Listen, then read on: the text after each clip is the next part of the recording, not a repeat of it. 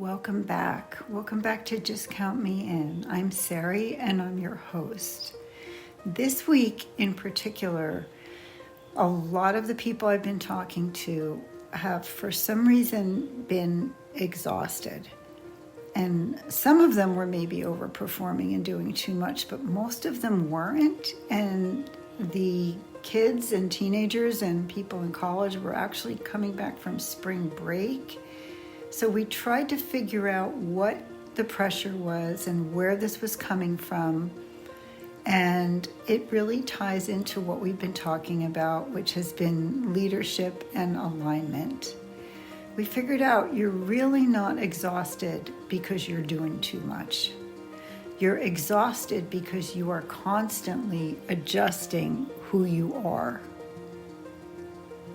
At work, at home, in conversations, you've gotten really good at being who people need you to be. And I've been there. I was there about 20 years ago, maybe even 15 years ago, still there. I was really good about being what people needed me to be. But somewhere in that, I actually had lost track of myself and who I was, what I really believed. That is not alignment. That, my friends, is more like performance. Last week, we talked about attention and how your focus is being pulled away from you. This week is different because we realized, and some people contacted me, they actually did try the cell phone suggestion. I'm meeting with another one today, so we'll find out how it went, where we remove the external, the environmental distraction, which is people having their cell phones while we're talking. So even when they got their attention back, they didn't always know what to do with it. It's kind of like, okay, so I've ruled that out. I'm still not feeling right about this. The real problem is not that you're lost. You're not lost. You're misaligned because you've been trained to prioritize approval over truth. And I want you to really think about that.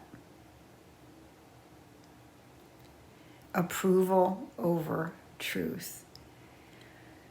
It's a hard one to admit, but it shows up everywhere. It's any time that you're saying yes when you actually mean no.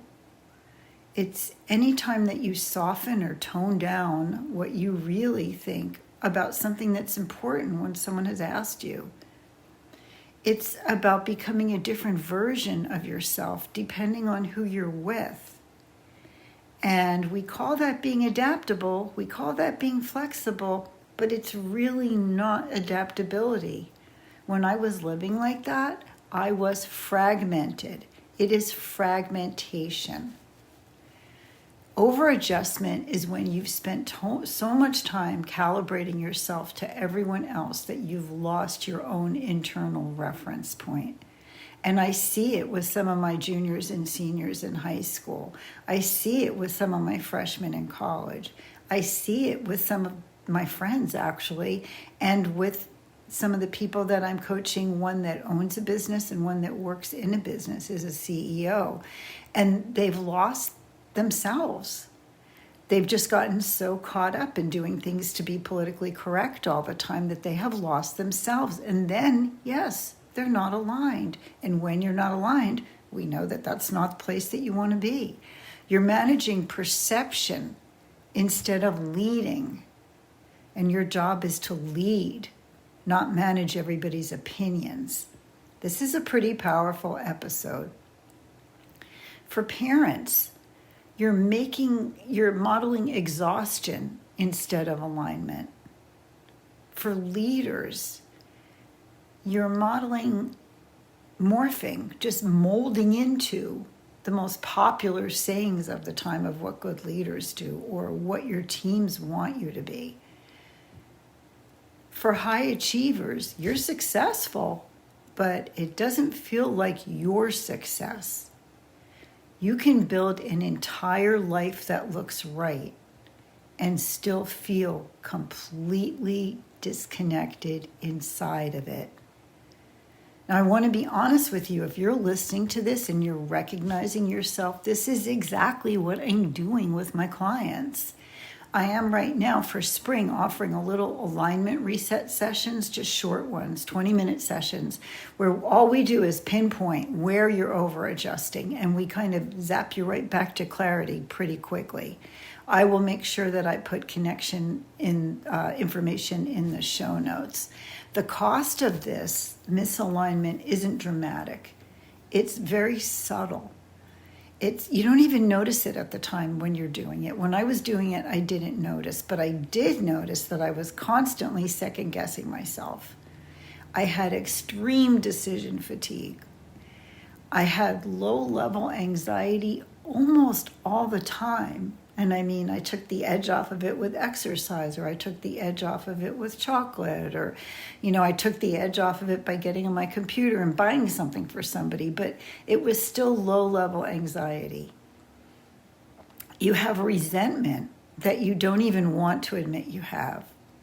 Because when you keep overriding yourself, you stop trusting yourself. And when that happens, every single thing gets harder. Alignment is not something that I'm going to teach you to create, because it's not something that you do create. It is actually what's left when you stop adjusting. Like being who you really are is what's left when you strip away all the layers, all the masks, all the external things that you put onto yourself to try to look a certain way, sound a certain way, act a certain way, be judged as a certain type of person. When you pull all those things away, that's really who you are. And when you stop adjusting yourself by doing all these things, therein lies your alignment. Your alignment is natural. So instead of asking, what should I do? You can start asking, where am I overriding what I already know? So start small. You can do things like take a pause before you respond. I actually take my hand, I'm right-handed, so I do it with my right hand, and I put it on my leg, and I press my thumb, pointer, middle finger, ring finger, and pinky into my leg. Or I just make a little fist or release a fist, reminding myself that this is my freedom, is how I respond to what I'm about to say. And then I notice, I take a breath and I notice, I drop in where I'm feeling myself and where I feel myself tighten within a conversation. And I'm just noticing, not even asking myself to do anything about it always. I also tell people, pay attention to what drains you after your interactions. So if you walk out of a meeting and you're feeling drained. Now, it could be the physical environment in the meeting. It could be the lighting. It could be the lack of fresh air. It could be too many screens around you. It could be that. It could be other people's energies. Or it could be your constant adjustment, your constant attempt to be in resonance with people. 2 questions that you can use right now would be, number 1, really simple. Would I choose this if no one was watching? And number 2, the big one for adults especially, or actually I even see it with my children in elementary school, so I'm going to correct myself. It's the big one in general. What am I pretending not to know right now? And followed closely by, what am I pretending that I know that I don't know right now? Because we are all in one way or another doing that unless we're aligned. We're either acting like we know more than we know, or acting like we don't know something that we do know, because it's just going to mess up our stride. So leaders, if your team only experiences the version of you that's appropriate, politically correct, that way they actually are being trained to not trust you, because it is not always you. Alignment is going to create clarity in your teams. Clarity is going to reduce your drainage of over-managing people. Parents, you don't need a perfect version of you. Your kids don't need that. They just need a real one. And when they see that, you're modeling self-trust, or you're modeling self-abandonment. When I ask kids that have a problem expressing anger or are afraid of failure, well, so where's an example where your parents lost it? Or where's an example of something they tried that they couldn't do? Very often, the kids that have the hardest time with it, and this is no guilt intended, it's just a fact that they might not see it modeled enough because they think you're perfect.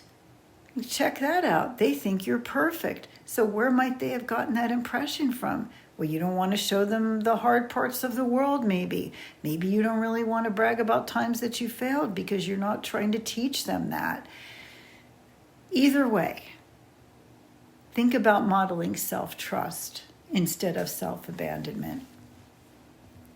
A lot of people are afraid that if they stop adjusting, they're going to lose connection. So I'm wondering, why is this so scary? It's scary for all of us. What you actually lose is not real connection anyway. You lose a misaligned connection, the kind that requires you to keep abandoning yourself to maintain it. You are losing nothing. And I can tell you, I swear to you, my friends, it is the best feeling in the world to let go of this one and just let them do what they do. And let go of those relationships whenever possible that require you to abandon yourself to maintain it. It's the most freeing thing.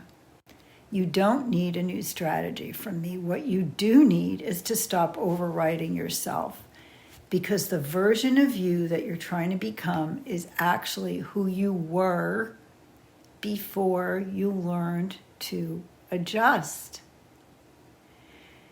If this hits for you and you're realizing how often you actually do override yourself, this could be a part of an alignment problem. Book an alignment reset session. It's only 20 minutes. It's super focused, and it's going to give you immediate clarity. Please contact me if you're interested in this, and just email me or text me the word alignment. The next episode, we're actually going to talk about what happens after this awareness, because once you see it, you have to start making some different decisions. And that's where a lot of people get stuck. Until next time, please remember, stay in touch, stay connected. Please, if you've enjoyed this episode, download it, send it to anyone who you think might benefit from it. And it does help the podcast if you subscribe. Have a beautiful weekend, and just count me in.